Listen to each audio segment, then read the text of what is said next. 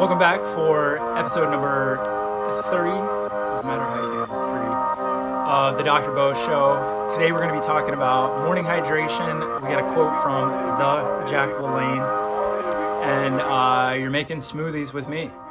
Tip off, chug 20 ounces of lukewarm water, possibly throw a little dash of sea salt in there. If you're feeling fancy for a little electrolyte base, especially if you have highly filtered water, which most of us do. We want to do this because we wake up in a state of mild dehydration. It takes very little water loss, which not drinking water for 8 hours, breathing in usually an air-conditioned or heated house can do that to you. It is not necessarily flushing toxins. I see things online. Metabolites that get processed would be processed and flushed out into the toilet via your bladder, your urethra, and your ureter normally. One little additional tip, space this out at least 15 minutes from your first intake of caffeine. So we're gonna chug the water, take a little break, so go do whatever business you need to do. When we drink caffeine, we get an immediate letdown of ADH, or antidiuretic hormone, which means that we're going to start to use the bathroom. So we want to let that water hydrate us rather than just start flushing it. So 20 ounces of water, hold off on the caffeine. There's your tip off. Our quote for today comes from Jack LaLanne, which, weird fact of the day, Jack LaLanne was a chiropractor, but never actually practiced because he got into using stretchy bands and wearing leisure suits and all sorts of fitness things. His quote was, "Exercise is king, nutrition is queen. You put them together, you got a kingdom." I would change that a little bit and say movement is king. I think sometimes exercise gets trickled into our lives too much to try to make up for things. So if we could just move more, we'd be better off, but I'll be happy with exercise as long as we're doing something.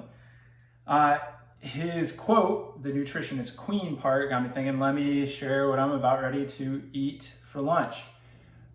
So this morning, just for example, no breakfast, got up, had some espresso, fasted, did a really light, or I shouldn't say light, not intense, not like the weights I'm lifting, or light, low intensity strength training at the office, then came back and ran about 5 miles, low intensity, took a shower. Now I'm gonna have a smoothie and have another coffee. So here's what goes into smoothie, and you can't quite see all this stuff, but I'm gonna bring it up one at a time.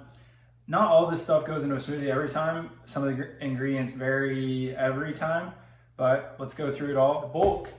So a base for anything is obviously some sort of liquid, so it's not just pudding, it's a smoothie.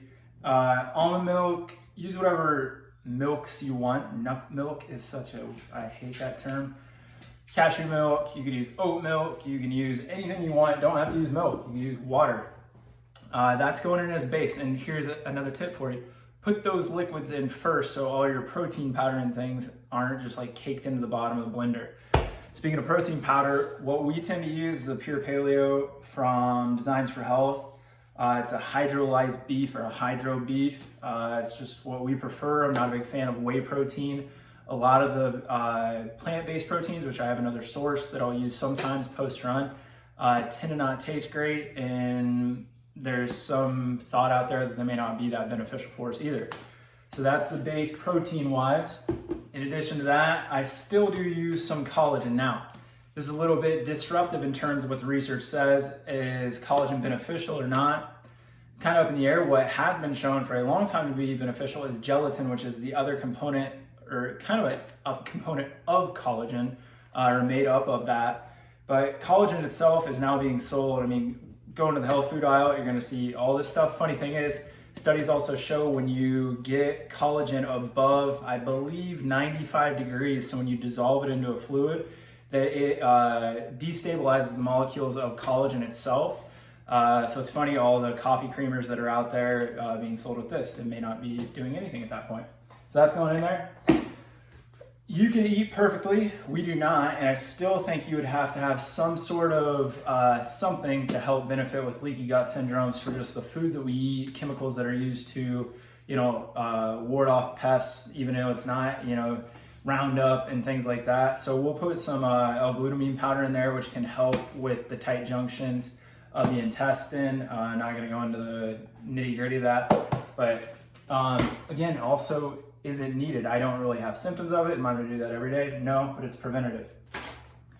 I'm gonna have a lot of green stuff in here anyways, but I'll put some of this spirulina and chlorella, both really good chelating agents, which that kind of means that they're going to bind to certain things, especially heavy metals. A good thing you need in your system for the phase 2 of detox, carrying stuff out of your body so you're not just kind of bombarding it. And realize like phase 1 detox, like exercise and things like that. It's not like we have to detox our system. It's built in. We're just trying to help via what we eat and do. Something I started adding recently, honestly, because today it's gonna get up past 80. I'm not sitting around drinking hot drinks.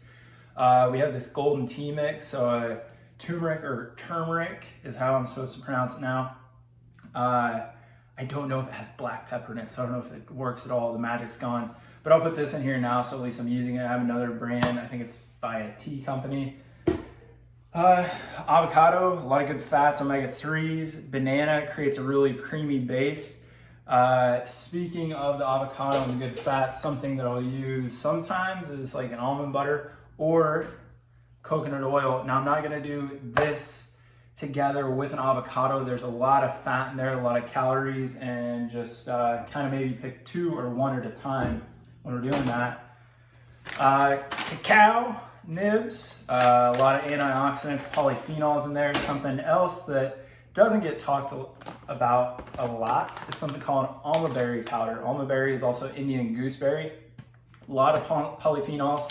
I don't know if I'd say pound for pound because nobody's eating a pound of this, but pound for pound has as much vitamin C as pretty much anything out there. Another interesting fact, the fruit with the most vitamin C in it, ounce for ounce, is a kiwi. So kiwis can also help you with sleep at night.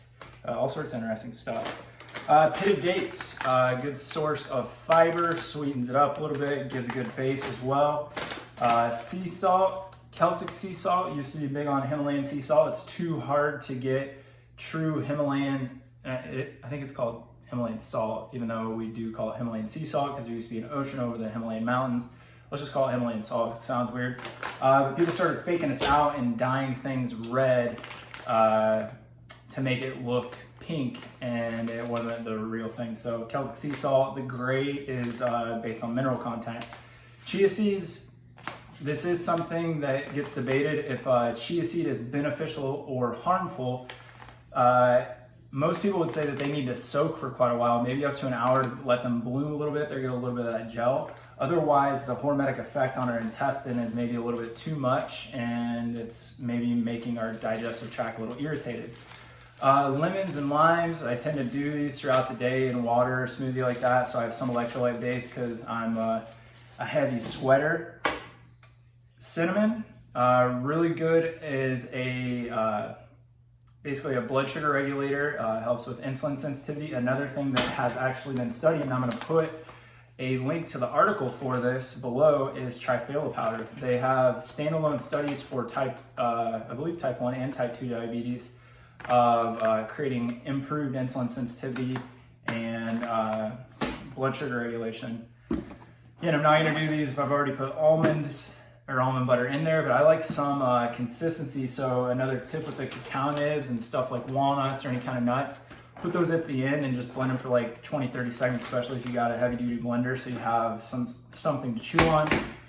Another interesting fact, when you chew on something, you release amylases and certain small amounts of lipases, which are kind of things that help break down sugars or carbohydrates and fat. Those get released in our mouth is almost like a pre-digestive. If you don't chew, you don't get near as many of those, and that's where sometimes a smoothie gets knocked on. Maybe it's not as beneficial.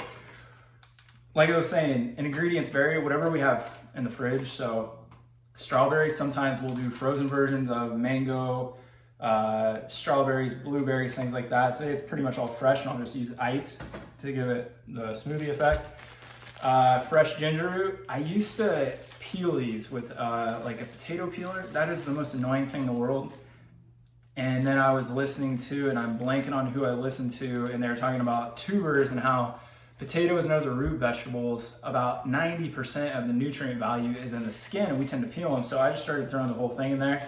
Can't tell if you got a good enough blender. If you don't have a great blender, it may be a little gross. Wheatgrass, I'll throw a bunch of that in there. Coconut flakes, really just for taste. Aloe vera juice, again, kind of like imagine how this is a little jelly, can help with some leaky gut stuff. Also a good electrolyte base. Layered superfood uses coffee creamer too, so this is just kind of the mushroom performance blend. You can use it in anything. It's built for hot beverages, but like I said, I'm not drinking hot beverages right now. So this has a bunch of different mushrooms in it. I'm trying to see chaga, cordyceps, lion's mane, maitake. I'm not gonna go into the benefits of all those, just a lot of good stuff in here. And the base of the greens varies, and it should vary. We'll talk about that, and then we'll wrap it up. We got curly-headed kale here. You want to vary the green base that you're using. So if you're always using spinach or you're always using kale or whatever it is, there's a lot of oxalic acid or oxalates in things like spinach. There's still some in kale, but there's different nutrient varieties in all these different vegetables, especially cruciferous vegetables. But there's also a lot of like sulfuric acid in certain things. So you got to make sure you're switching up things. So every time you buy a new head of whatever, just make it something different. And it could be Swiss chard, could be anything. If you're like me and you're predisposed to something like kidney stones and you're just crushing them with spinach, might not be the best thing for you. I believe that is all the ingredients. All right, finished product, nice and green. Got plenty left. Made some for Sloan. Maddox isn't quite ready for this. Let's see what it tastes like. I'm not gonna say it's the best thing ever, but it's not horrible, but it's really good for you, and it'll definitely make you better than before. See you guys next time.